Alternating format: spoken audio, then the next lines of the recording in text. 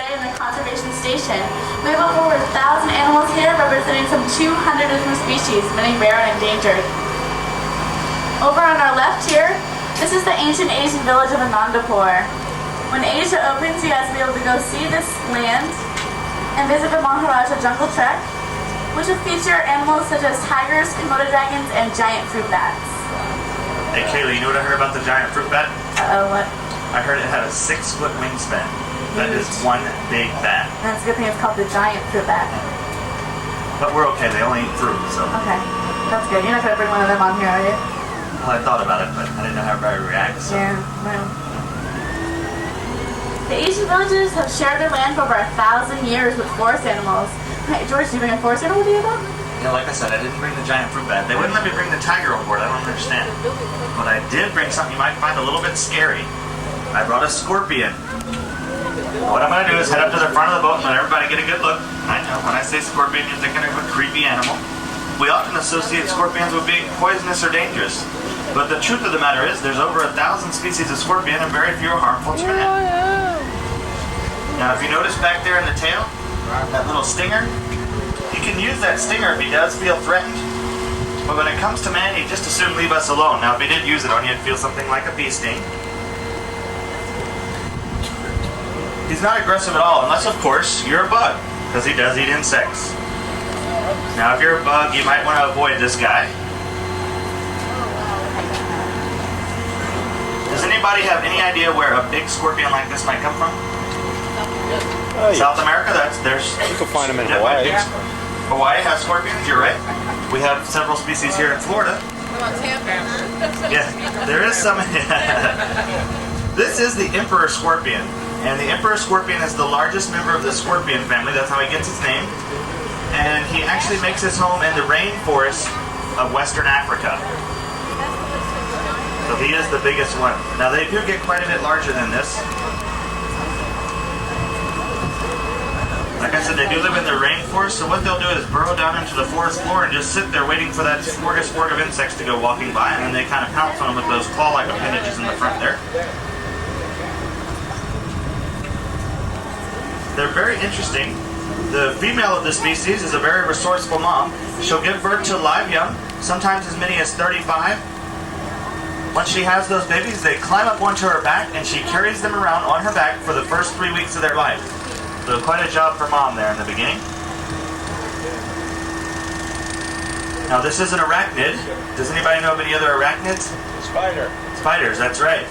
Now they do share some common characteristics. 8 legs. They both have 8 legs, unlike insects who only have 6.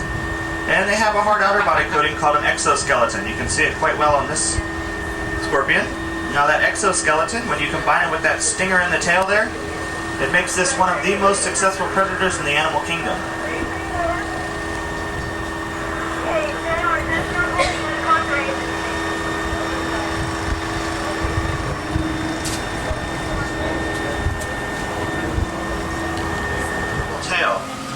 What will happen, you can see this particular leopard gecko he's regenerating a new tail. His tail looks kind of oblong.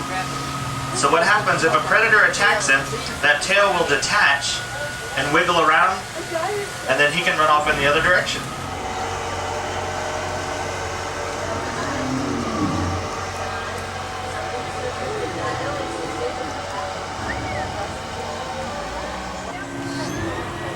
Hey, George. Yeah. Did you say the dinosaurs were extinct? I think we all agree to that. Okay, then how are you going to explain this one? What is that? It's Megalodon. One of the researchers from the Institute built a time machine and rescued him. He's a big guy with a big appetite, but don't worry, he's strictly vegetarian. Unless you're an insectivorous there. Well, other than that one, clearly all other dinosaurs are extinct. They disappeared during the largest mass extinction of all times. But unfortunately, history is starting to repeat itself. That's his ear, that little opening. Animals are losing their home all over the planet, but there's something all of us can do to help, and it's quite simple. By simply planting flowers in your own backyard, you can create a habitat for butterflies. Species represented. As we turn the corner here, we're going to head into the lagoon, and you'll all want to keep your eyes open. It's a really good idea. We've been seeing a lot of the native Florida wildlife in this area. About 3 years ago, this was cow pastures and orange groves. So when we brought in all the vegetation and created the waterway, we really expected the native Florida animals to come in and make it their home, since we created that habitat for them. We've seen lots of egrets. There's some mud snakes that sun themselves on the rocks. We've seen ducks. There's a mama mallard on the other side of the lake that has 7 ducklings with her, so she's real cute over there. We've seen tortoises. The other day I had a little snake swimming alongside the boat, so that was pretty cute. He has a little chin above the water. And we've actually seen a pair of bald eagles in here too. All right, the Very bridge, cool. the bridge we're coming upon it leads to Camp Mini Mickey. There is a hidden Mickey on here, so you might want to look for that. Also, at Camp Mini Mickey, they have Grandmother's Willow's Grove, and they offer a show there that will introduce you to North American woodland creatures such as rabbits, raccoons, and even skunks. I was just trying to put in the hidden Mickey. Where is it? It was in the corner down there. Everybody see it? Well, all the animals that she just mentioned were actually mammals, and I brought a different kind of cute and fuzzy. I brought a tarantula to show everybody. He's actually one of the smaller ones. You want to see? It's a Costa Rican zebra tarantula. We tend to be a little bit nervous because they're a little different, just like you might see that pile of rocks and see a fierce dragon. Actually, I wouldn't have any way of knowing unless I clicked underneath. For a Costa Rican? Yeah, spiders are very cool. They're a little bit different. It's a little bit weird. They're actually very smart, very resourceful. You guys want to see a tarantula? No? Are you afraid of it? They're very good web builders, as y'all know. They like to build their webs in out-of-the-way places, like under your bed or in a closet, in a cave. Pound for pound, spider web silk is actually stronger than steel. And they're looking at ways to make bulletproof vests out of spider web silk.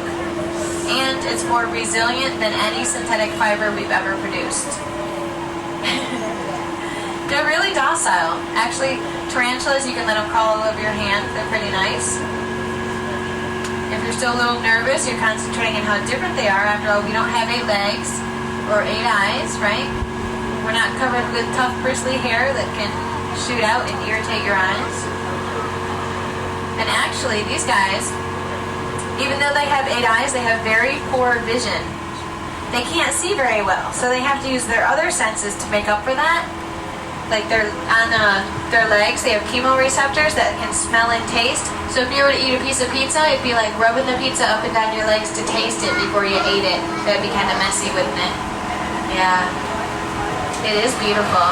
They're nature's pest control, so if you have a resident spider, more than likely you're not going to have a lot of resident pests like cockroaches and ants. So if you have one in your house, try not to swat it with your bedroom slippers. Host, we have to watch out for the geysers. And please, everybody, watch your cameras. We could get a little bit wet here. The geysers are a result of the heat escaping from below Africa's Rift Valley. Runs all the way from East Africa to the Red Sea.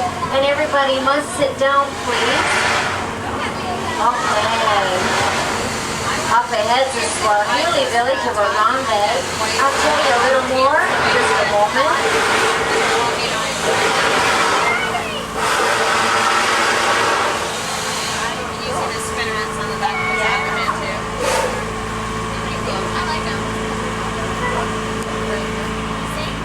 That yellow on top of his bill actually kind of looks like a saddle.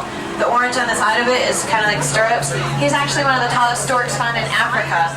And you can get a real good look at him if you go see the Tree of Life Gardens. There's like a walkway, and it looks like he's sitting down right now. When you look at him, it actually, like, you look at, and it looks like his knees, you can see a joint there. Those are actually his ankles. So when he sits, it looks like from here down is bending out in front of him. He's kind of hiding back in the bushes right now in the shade, I think. He was up moving earlier.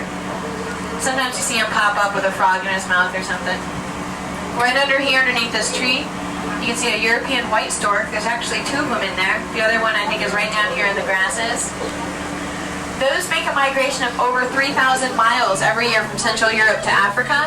And they love people, and they like to nest in chimneys. So this